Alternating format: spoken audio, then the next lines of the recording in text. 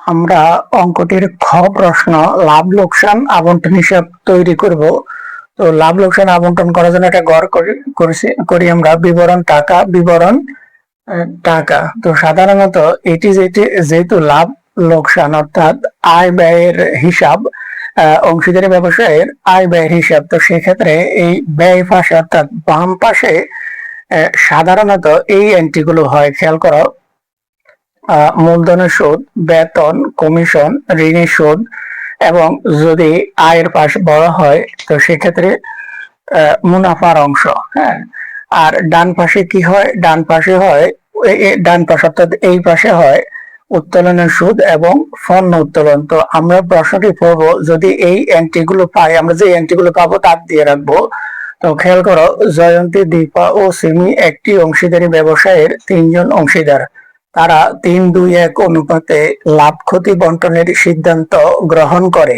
2024 সালের 1 জানুয়ারি তারিখে তাদের মূলধনের পরিমাণ ছিল যথাক্রমে 2 লক্ষ টাকা, 1,80,000 টাকা ও 1,60,000 টাকা। এগুলো হচ্ছে তাদের প্রারম্ভিক মূলধন।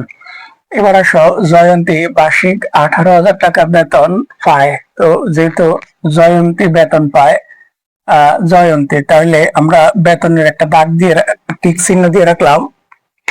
দীপা নিট মুনাফার 5% কমিশন পায়, তাহলে দেখা যায় কি অঙ্কে কমিশনও আছে। অংশীদারি চুক্তিপত্র অনুযায়ী মূলধন ও উত্তোলনের উপর 10% সুদ দিতে হবে। তার মানে মূলধনের সুদও আছে, উত্তোলনের সুদও এই অঙ্কে আছে। তো আমরা এরপরে দেখি, সিমি বছরের মাঝামাঝি 20,000 টাকা ঋণ প্রদান করে। যেহেতু ঋণ আছে তাহলে আমাদেরকে ঋণের সুদ ধরতে হবে। এবার আসো, সারা বছরে অংশীদারগণের উত্তোলনের পরিমাণ ছিল যথাক্রমে 6,000 টাকা, 4,000 টাকা এবং 2,000 টাকা। উপরোক্ত সামান্য গুলো সাধনের পূর্বে 2024 সালের 31 ডিসেম্বর তারিখে নিট মুনাফা হয় 80,000 টাকা। তো গত বছরের মুনাফা। এবার আমরা দেখলাম যে বাম পাশে আমাদের মূলধনের সুদ আছে, বেতন আছে, কমিশন আছে এবং ঋণের সুদ আছে। ডান পাশে শুধু একটা এন্ট্রি আছে, সেটা হচ্ছে উত্তোলনের সুদ, পণ্য উত্তোলন এই অঙ্কে নেই। তো আমরা যদি আয়টা বড় হয়, ব্যয়টা ছোট হয়, তাহলে মুনাফার অংশ থাকবে, অর্থাৎ মুনাফার অংশ।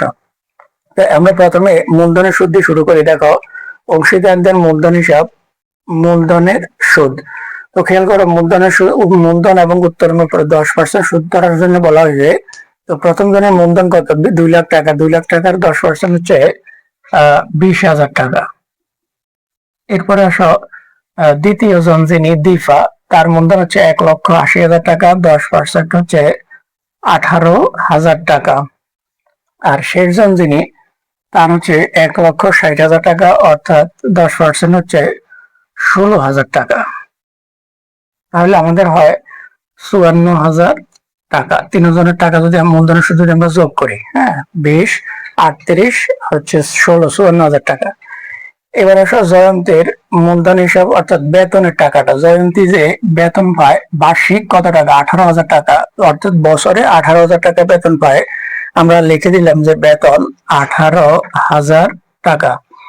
এরপর আসো, দীপার মূলধন হিসাব 5% সে কমিশন পায়। হ্যাঁ, এই যে দেখো, দীপার নিট মুনাফার 5%, আমাদের নিট মুনাফা হচ্ছে 80,000 টাকা। এই 80,000 টাকার 5% হচ্ছে 60,000 টাকা সে কমিশন পায়। আমরা 60,000 টাকা লিখলাম।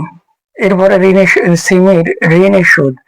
এই যে সিমি বছরের মাঝামাঝি সময় 20,000 টাকা ঋণ আনছেন। এই দেখো, ঋণের সুদটা আমরা কিভাবে দেখি? 20,000 টাকা ঋণ আনছেন, আর যখন প্রশ্নে ঋণের কথাটা উল্লেখ থাকে, কোনো ঋণের কোনো পার্সেন্ট থাকে না, অর্থাৎ সুদের হার থাকে না, তখন আমরা কি করি? অংশীদারি আইন অনুযায়ী ঋণের উপর 6% আমরা সুদ ধরি। আর যেহেতু বছরের মাঝামাঝি সময়ে আনছে, আমরা 6 মাসের সুদ হচ্ছে 6 মাস, মানে হচ্ছে গুণ 6/12। তো তার মানে হচ্ছে কত টাকা? 600 টাকা। আমরা লিখলাম ঋণের সুদ 600 টাকা। এবার আমরা ডান পাশটা দেখি। প্রথমে নিট মুনাফা, আমরা যে এই যে 80,000 টাকা নিট মুনাফা লিখলাম। আর উত্তোলনের সুদগুলো একটু খেয়াল করো, অংশীদারগণ কিভাবে উত্তোলন করছেন সেটি একটি বিষয়। এই যে দেখো, সারা বছরে অর্থাৎ পুরো বছরে অংশীদারগণের উত্তোলনের পরিমাণ ছিল, অর্থাৎ বছরে একবারে উত্তোলন করেন, মাসে মাসে না, সারা বছর, বছরে একবারে উত্তোলন করেন, সেটা হচ্ছে 6,000, 4,000 এবং 2,000 টাকা। খেয়াল করো, আমরা উত্তোলনের সুদগুলো এখানে রাখছি।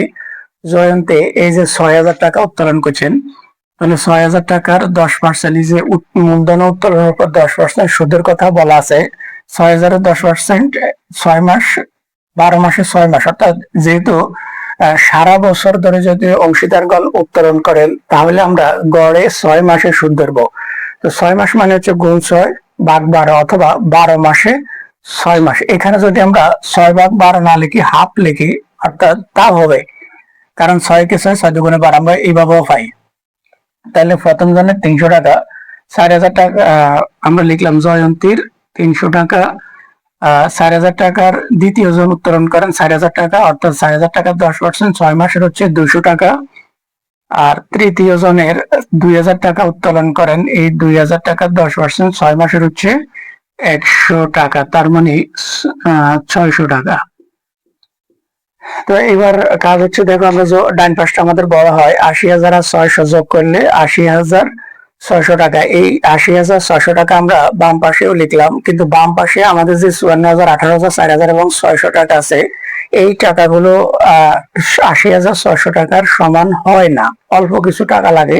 সেটা হচ্ছে 4,000 টাকা। 4,000 টাকা হলে 80,600 টাকার সমান হয়। এই 4,000 টাকাই হচ্ছে আমার মুনাফা। আর এই মুনাফাকে আমাদেরকে 3 জনের মধ্যে ভাগ করে দিতে হবে। কোন অনুপাতে? এই 3-2-1 অনুপাতে। দেখো কিভাবে আমরা ভাগ করি। এই 4,000 টাকার 6 ভাগের 3 ভাগ, অর্থাৎ 3-2-5, 5-1-6 অনুপাতগুলোর যোগফল হবে নিচে অনুপাতগুলোর সমষ্টি, অর্থাৎ 6, 3, 2, 5 আর 1-6, 6 হচ্ছে নিচে, প্রথম জন হচ্ছে 3 ভাগ পাবে। তাহলে 4,000 টাকা 6 ভাগের 3 ভাগ হচ্ছে 2,000 টাকা। আর খেয়াল করো, 4,000 টাকার 6 ভাগের 2 ভাগ, দ্বিতীয় জন 2 ভাগ হচ্ছে 1,333 টাকা।